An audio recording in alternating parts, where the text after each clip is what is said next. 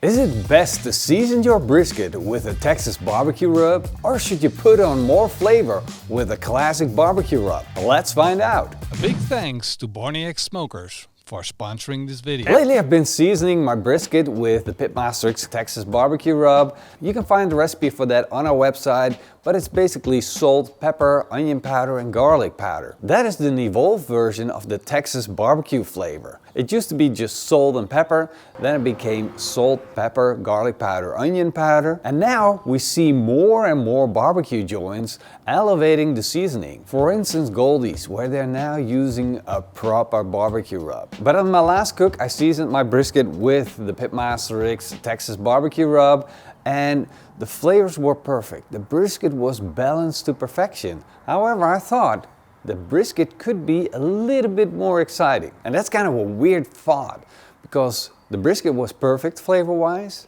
but then you still want to make it better. You see what I'm saying? Should I go old school and stick to the classic seasoning?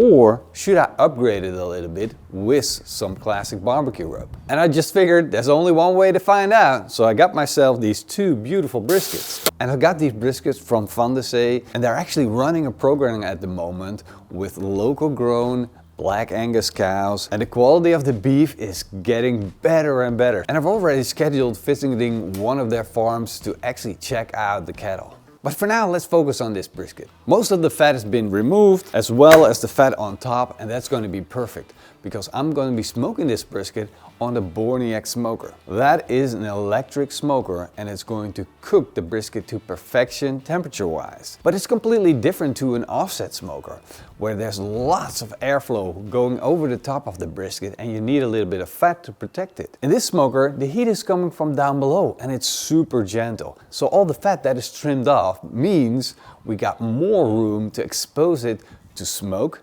and more exposure to seasoning. I'll not be using a binder because I want this experiment to be all about the seasoning. Since I'm outdoors, I can't sprinkle this from high above, but I definitely do prefer that. But there's a little bit of wind coming in, and I'm not actually indoors, although some people think I am indoors. See what the winds do? I'm definitely not indoors. Definitely not. I'm barely sheltered.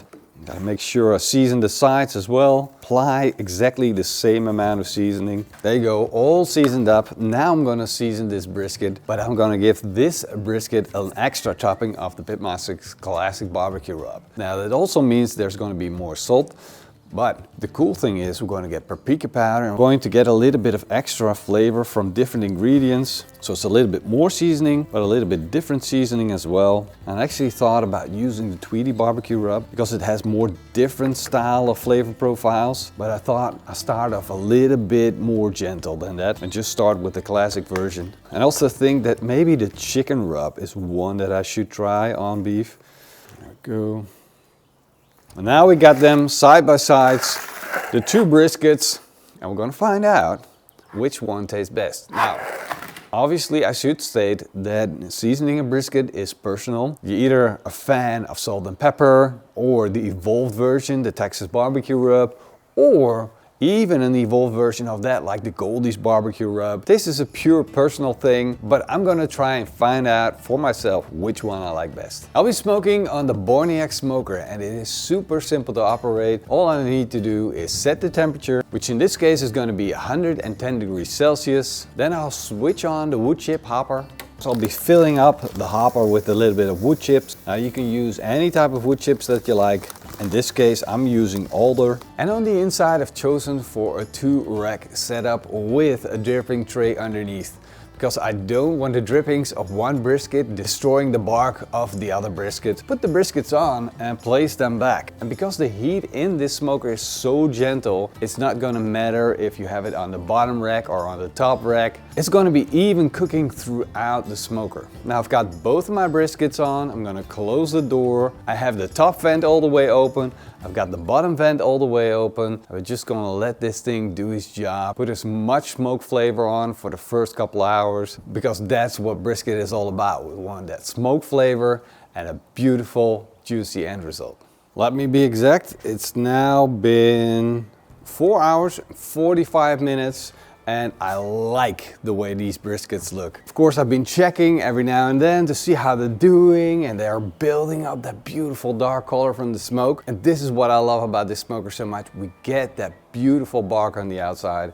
So now that I like the color, it's time to take them off and take a closer look at the differences. Look at that. Texas barbecue seasoning and all-purpose rub. Look at that.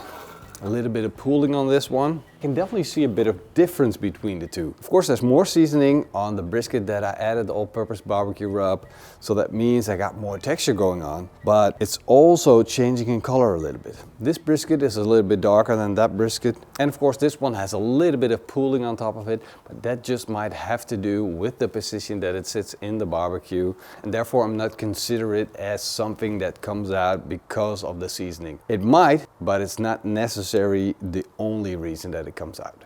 Just to be sure, I'll do a check with the thermometer to see where we're at. 70 degrees Celsius, 70 degrees Celsius as well. So both are at the same temperature, which gives me a good idea of the temperature inside the barbecue is about the same temperature. Now, it means that these still have a long way to go, but I'm gonna wrap them up in butcher's paper. This time I won't be adding any beef tallow because I want a simple and clear experiment and just focus on the seasoning that sits on top of these briskets.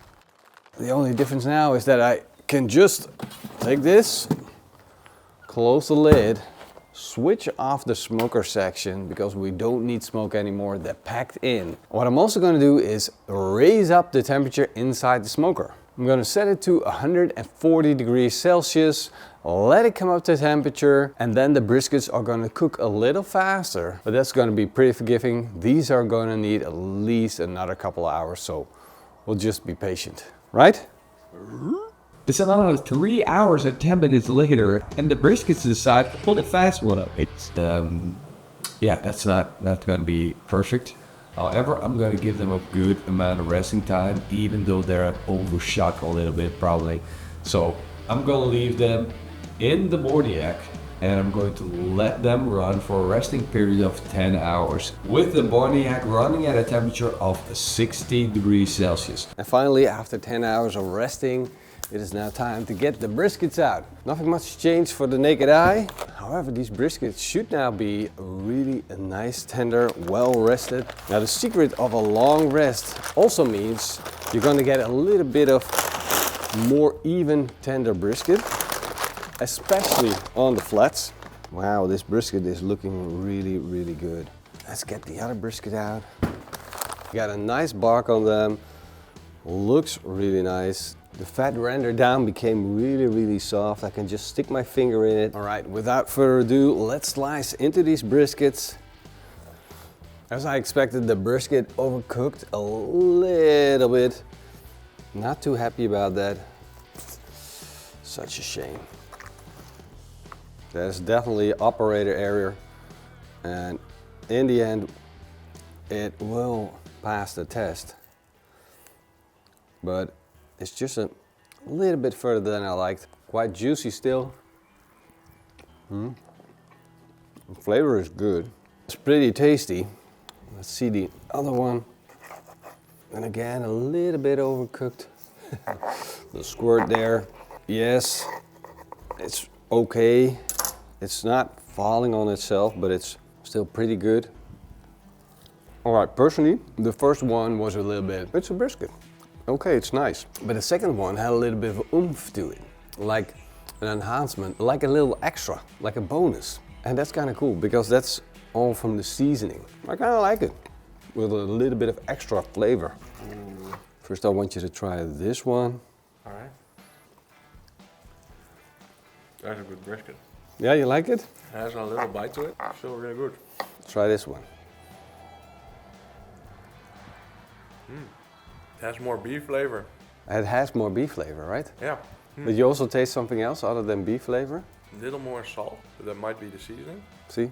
That's kind of like, I got that instantly, it's like where the extra seasoning with the classic barbecue rub, because this one was with the Pitmaster X Texas barbecue rub. It's a And built this- classic, yeah. This one, Texas barbecue rub with the Pitmaster X classic barbecue rub added to it. It had more flavor to it. It had more Yeah. beef flavor as well. It more punch. And I could have done a better job on the brisket, to be honest. It's not the best brisket ever, but Still, it's really good. Jim's not complaining. No, I'm not complaining at all. I am complaining. I should do better. But the experiment is a success. Yeah. We do appreciate like the Texas barbecue rub on the brisket alone. For purists, this is really the way to go. Yeah. But if you like a little extra oomph on your brisket, definitely add another layer of flavor.